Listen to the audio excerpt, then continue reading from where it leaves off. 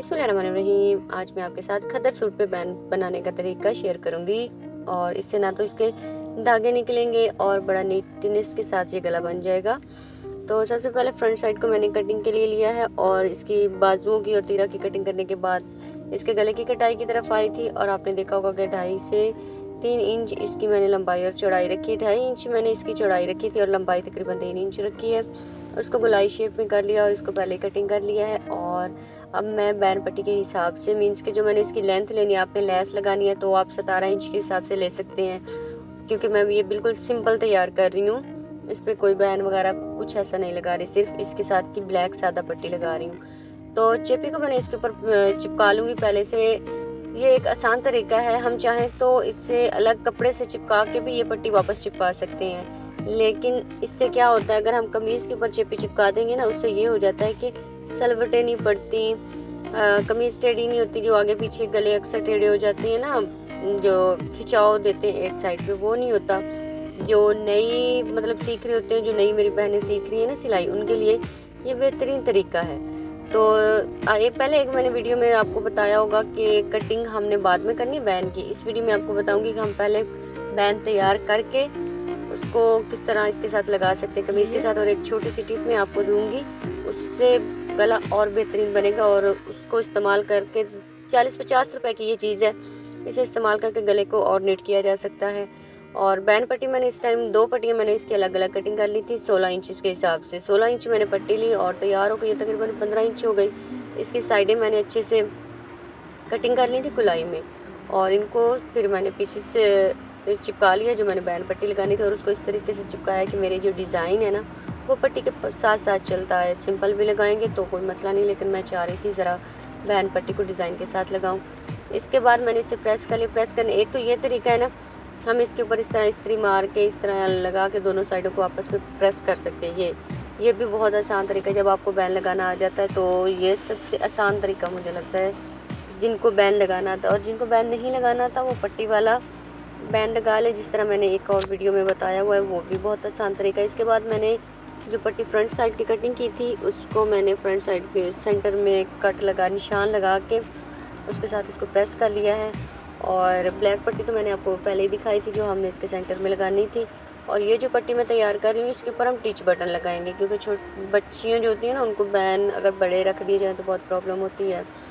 तो इस बैन पट्टी से क्या होगा कि इसके ऊपर हम एक टिच बटन लगा देंगे। एक टिच बटन इस साइड पे होगा, एक टिच बटन चिप्पी वाली साइड पे होगा, तो वो बड़ा अच्छा रह जाएगा। और एक ये पट्टी है जिसको हमने सेंटर में लगाना है, क्योंकि इस पर मैं पाइपिंग नहीं लगा रही, तो मैंने उस पट्टी को साइडों से कटिंग करके तैयार कर लिया था ब्लैक वाली को, जो मैंने इसके ऑपोजिट साइड पे लगानी थी। उसके बाद जिसके साथ हमने चिप्पी चिपकाई थी ना, इसके सेंटर में से कटिंग कर लेनी है। और साथ जो कपड़ा मैंने इसके लगाना है फोल्डिंग के लिए, हल्की सी पाइपिंग भी आ जाएगी तो भी मतलब अच्छी लगेगी, नहीं भी लगाएंगे तो कोई बात नहीं, हर एक की अपनी अपनी मर्ज़ी होती है।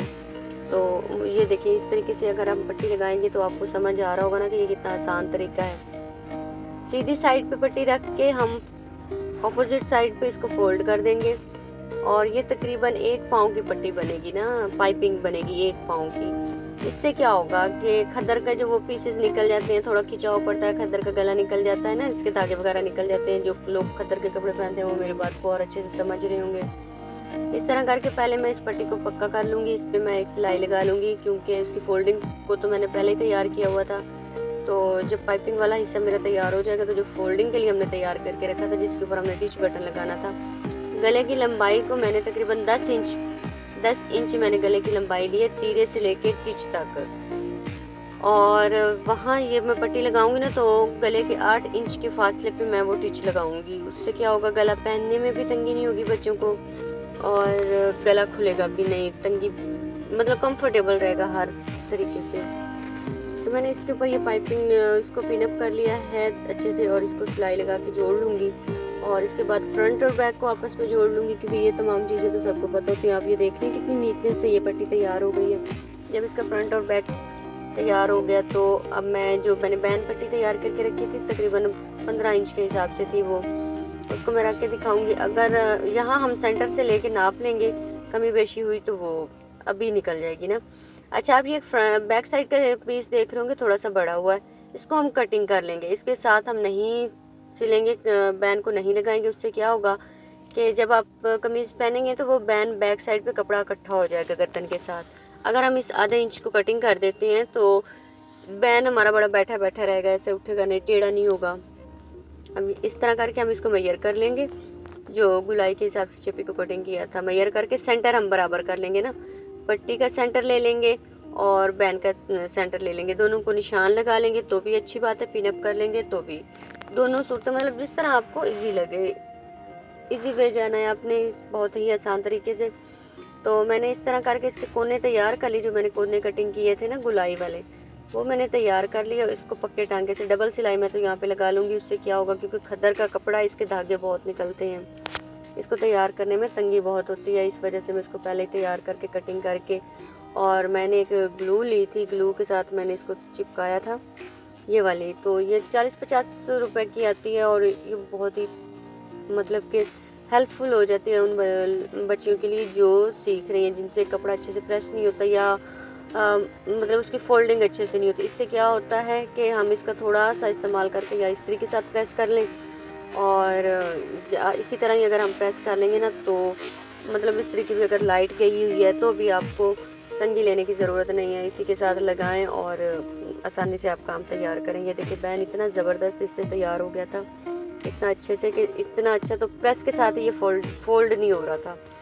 तो इसके बाद मैंने कमीज़ का सेंटर लिया। जब मेरा बैन तैयार हो गया, इसको थोड़ा सा नीट करने के बाद सेंटर मैंने पहले कमीज़ का सेंटर लिया, इसको निशान लगा लिया।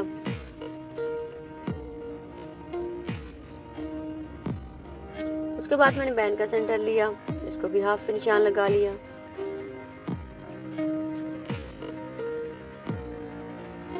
इससे ये होता है ना कि कोई भी पीस आगे पीछे नहीं होता, कोई बढ़ जाए कम हो जाए। अक्सर हमने देखा होगा हम बैन लगाते हैं उसकी नोक निकल आती है। जो कपड़े सीते हैं उनको मेरी बात समझ आ रही होगी कि जब भी हम कोई बैन लगाते हैं तो उनकी नोक बाहर को निकल आती है।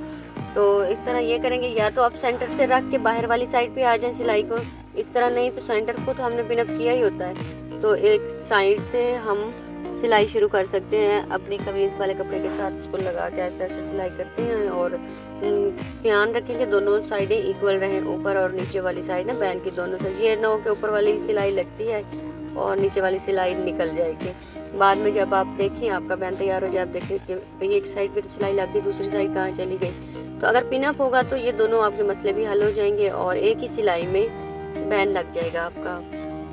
तो वो इतना माशाल्लाह से ज़बरदस्त लगेगा, इतना नीट लग जाएगा। फिर आप इसको सिलाई लगा के पक्का कर लीजिएगा और टिच बटन लगा लीजिएगा। बहुत खूबसूरत सा गला तैयार है। बाजू लगाएं इसके और सिंपल लगाएं, लेस से लगाएं, जिस तरह मर्जी लगाएं। गले पे आपने बैन पट्टी लगानी है वो भी हम इसी तरीके से चेपी के साथ साथ लगा सकते हैं और बैन पट्टी का वाला गला बहुत खूबसूरत तरीके से तैयार हो जाता है। बिजली की भी ज़रूरत इतनी नहीं पड़ती प्रेस के लिए। और देखिए 40-50 रुपये की चीज़ का इस्तेमाल करके इतना अच्छा और खूबसूरत गला तैयार हो जाता है। आपको गला कैसा लगा कमेंट में ज़रूर बताइएगा। समझ आ गई हो तो भी, नहीं आई तो भी आप मुझे कमेंट बॉक्स में बता सकते हैं। अगर इसके मतलब कोई भी सजेशन देना चाहें, कोई भी मशवरा देना चाहें तो कमेंट बॉक्स हाजिर है। उम्मीद है आपको पसंद आएगा और इंशाल्लाह आप भी एक दफ़ा तैयार करके देखिएगा कि किस तरह का आपका गला तैयार हुआ है। मिलते हैं अगली वीडियो में, तब तक के लिए अल्लाह हाफिज़, फ़ी अमानिल्लाह।